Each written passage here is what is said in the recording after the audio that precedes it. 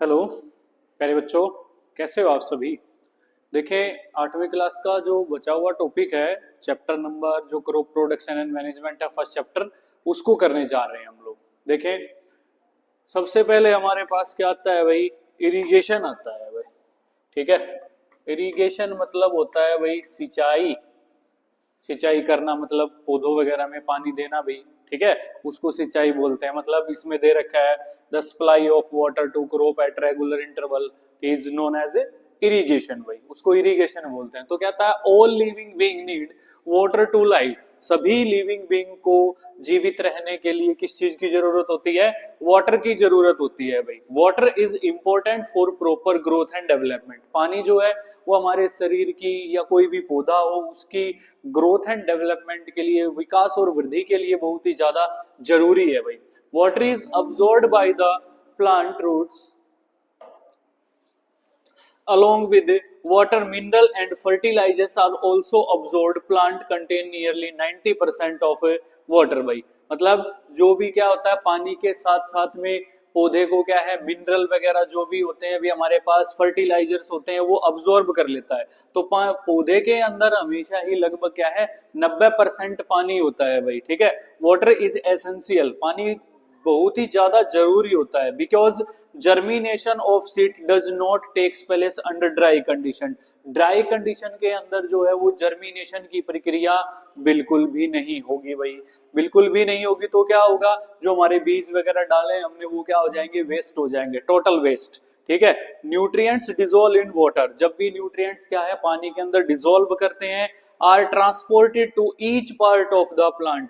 Plant के हर एक पार्ट के पास पहुंचते हैं। जैसे हमारे पास क्या है भाई, ये पौधा है भाई, ऐसे करके। ठीक है, ये रूट्स वगैरह है भाई, तो रूट्स के जरिए से अब्सॉर्ब किया जाएगा। रूट स्टेम के पास, स्टेम ब्रांचेस के पास, और ब्रांचेस लीव्स के पास, हर एक पार्ट में पहुंचेगा भाई वो। ठीक है, water also protects the crop from both frost and hot air currents. मतलब जो भी हॉट एयर होती है भाई, गर्म हवाएं चलती हैं भाई, ठीक है, तो उनसे क्या करती है क्रॉप, जो भी हमारे पास क्रॉप को प्रोटेक्ट करता है भाई। ठीक है, to maintain the moisture of soil for healthy crop growth fields have to be watered regularly. अगर हमें क्रॉप की रेगुलर इंटरवल पे अच्छी हेल्थ चाहिए है, तो दिस मीन्स दैट हम लोग क्या करेंगे भाई, पौधों को पानी टाइम टाइम पे देंगे भाई, रेगुलर इंटरवल पे देंगे भाई हमारे पास, जब भी उसको जरूरत पड़ेगी। जैसे इरिगेशन क्या होता है, the supply of water to crop at regular intervals is called irrigation. उसको सिंचाई बोलते हैं। जब भी हम रेगुलर इंटरवल पे किसी पौधे को पानी देते हैं, किसी फसल को पानी देते हैं, उसको इरिगेशन बोलते हैं भाई। The time and frequency of irrigation varies from crop to crop. Crop to crop, हर एक क्रॉप को क्या होता है, अलग अलग मात्रा में पानी की आवश्यकता होती है भाई। ठीक है, सोयल टू सोयल, अलग अलग मिट्टी क्या करती है, अलग अलग वाटर होल्डिंग कैपेसिटी होती है भाई। ठीक है, एंड सीजन टू सीजन, मतलब जो भी हमारे पास क्या होती हैं, ऋतुएं होती हैं, अलग अलग ऋतु में क्या है, अलग अलग फसल उगाई जाती है। इसी वजह से अलग अलग फसल को अलग अलग सीजन में अलग अलग मात्रा में पानी की जरूरत होती है भाई। In summer the frequency of watering is higher. Summer season के अंदर क्या होता है भाई, जो पानी की मात्रा होती है वो पौधों को ज्यादा जरूरी होती है भी, क्योंकि हम लोग देखते हैं कि सूर्य की धूप भी पड़ती रहती है, जिससे वाटर वेपोराइज होता रहता है। ट्रांसपीरेशन की प्रक्रिया भी जो पौधे हैं वो ज्यादा करते हैं, अपने टेम्परेचर को मेंटेन रखने के लिए ट्रांसपीरेशन की प्रक्रिया करते हैं। ठीक है, तो उसके जरिए से क्या है, समर सीजन के अंदर जो फ्रीक्वेंसी होती है पानी की वो ज्यादा दी जाती है अभी हमारे पास। Is that clear? नेक्स्ट देखें आप लोग, इसमें है सोर्सेज ऑफ इरिगेशन भाई। ठीक है, इरिगेशन के सोर्सेज कौन से हैं, किस किस प्रकार से इरिगेशन के सोर्सेज हम बना सकते हैं भाई। The sources of water for irrigation are wells. जो कुएं होते हैं भाई, उनके अंदर से हम क्या कर सकते हैं, पानी दे सकते हैं। ट्यूबवेल के जरिए से दे सकते हैं, पोंड के जरिए से, लेक के जरिए से, रिवर के जरिए से, डैम के जरिए से, कैनल्स के जरिए से हम लोग क्या कर सकते हैं, पानी सिंचाई दे सकते हैं भाई हमारे पास। ठीक है, तो हमारे पास यहाँ पे मेथड आते हैं कि ट्रेडिशनल मेथड आते हैं जो हम पहले कभी यूज करते थे वे उनको, ठीक है। तो ट्रेडिशनल मेथड्स ऑफ इरिगेशन, सिंचाई के जो पुराने तरीके थे भी हमारे पास पहले टाइम में, एंशिएंट टाइम में उनको यूज किया जाता था भाई, ठीक है। जैसे the water available in wells, lakes and canals is lifted by different method in different region for taking it to the field. मतलब अलग अलग हमारे राज्य के हिस्सों में क्या होता है कि अलग अलग तरीके से क्या है, कुओं के अंदर से, झीलों के अंदर से, और जो नहरें वगैरह होती है उनके अंदर से अलग अलग तरीके से जो पानी है उसको लिफ्ट करके क्या किया जाता है, खेतों तक पहुंचाया जाता है भाई। जो भी कैटल और ह्यूमन लेबर होती है यूज्ड इन दिस मेथड, या तो पशुओं से मेहनत करवाई जाती है या ह्यूमन बीइंग मेहनत करते हैं इन मेथड के अंदर। सो ये मेथड बहुत ही चीपर है। चीपर का मतलब होता है भाई सस्ते, बहुत ही सस्ते हैं भाई ये, ठीक है। बट लेस एफिशिएंट, काम जो होगा भी हमारे पास वो थोड़ा थोड़ा होगा भी, सिंचाई जो वो ज्यादा दिन में होगी भी। फिर the various traditional ways are, सबसे पहले है भाई मोट जिसको बोलते हैं, जिसको पुली सिस्टम भी बोलते थे, चेन पंप, इसके अंदर चेन पंप वगैरह होती थी, उसके जरिए से पानी निकाला जाता था। फिर है भाई धेकली है भाई हमारे पास, फिर रैट है जिसको लीवर सिस्टम भी बोला जाता है भाई हमारे पास, ठीक है।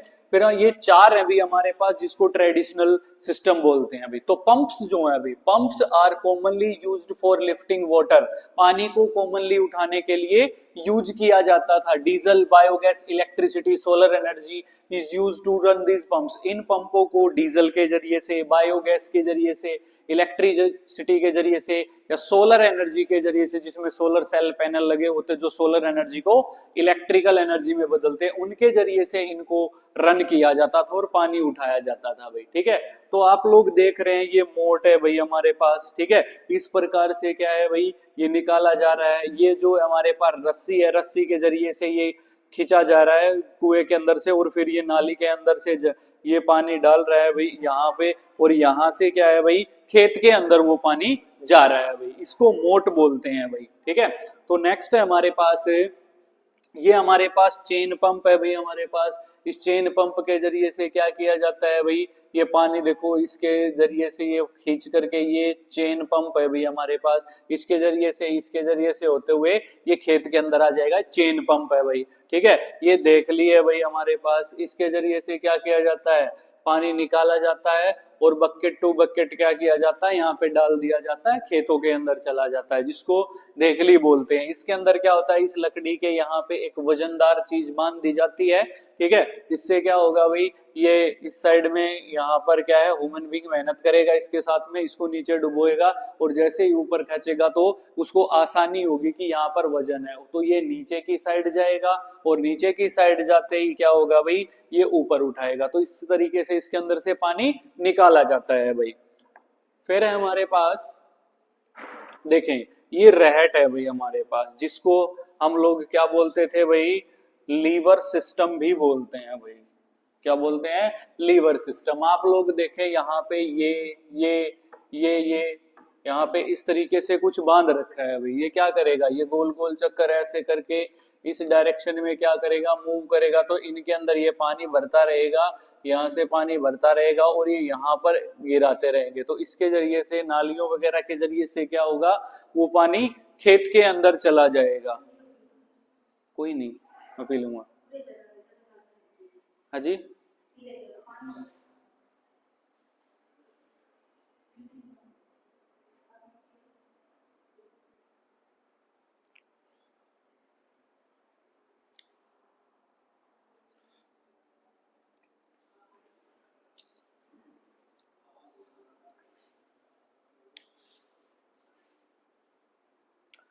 देखिए बेटा, तो इसको लीवर सिस्टम भी कहते हैं भाई। ये एक बैल जो है भाई हमारे पास क्या करेगा, इस प्रकार से इसके चारों तरफ क्या करेगा, राउंड करेगा, जिससे ये जो है लीवर सिस्टम घूमेगा, और घूमेगा तो क्या करेगा भाई हमारे पास ये चक्कर घूमेगा, और ये चक्कर घूमेगा तो दिस मीन्स दैट ये पानी क्या करेगा, पानी लेकर के आएगा, जिसको हम लोग क्या बोलते हैं भाई, रहट बोलते थे पुराने टाइम में, और लीवर सिस्टम बोलते हैं भाई, ठीक है।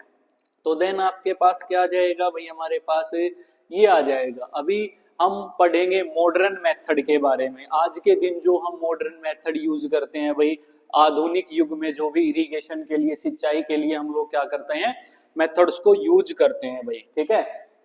तो देन इसमें कहता है modern method of irrigation help us to use water economically, मतलब ये जो मॉडर्न मेथड है ये इकोनॉमिकली क्या करते हैं, यूज में आते हैं। अभी हमारे पास ये the main methods are uses, ये दो प्रकार के होते हैं। पहला होता है स्प्रिंकलर सिस्टम और दूसरा होता है ड्रिप सिस्टम। भाई स्प्रिंकलर सिस्टम में क्या होता है, आप लोग देख रहे हैं पानी क्या है, छिड़काव बारिश की तरह होता है भाई। तो इसमें कहता है this system is more useful on uneven land where sufficient water is not available, मतलब ये जो सिस्टम है वो वहां पर यूज किया जाता है जहां पे अनइवन लैंड हो, मतलब अनइवन का मतलब कहीं पे भी टेढ़ी मेढ़ी ऊंची नीची जहां पे भी हो, जैसे खासकर रेगिस्तान वगैरह के अंदर जो जहां पे पानी की कमी होती है और वहां पर यूज किया जाता है। The perpendicular pipe having rotating nozzle, जो भी हमारे पास ये परपेंडिकुलर पाइप है भाई हमारे पास, ठीक है, ये परपेंडिकुलर पाइप है भाई, इनके ऊपर क्या है, यहाँ पे एक नोजल होगी भाई, इसको क्या बोलेंगे,